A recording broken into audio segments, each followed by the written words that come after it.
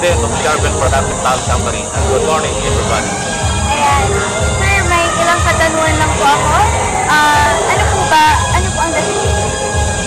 I am the President of this Charbel Production. Sir, ano po objective sa event po? Actually, this is one of the biggest events here in Marikina.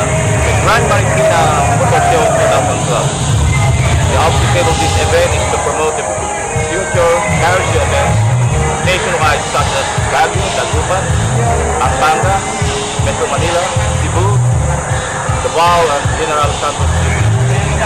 In addition to that, we are here very much thankful with the Riverbank Management and the State Government of Marikina, spearheaded by Mayor Del Man. And the beneficiary of this event is the Marikina Watershed.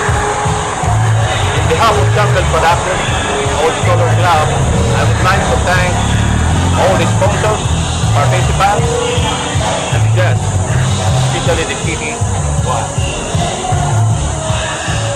Once again, I would like to thank Mayor Del de Guzman for all your great support.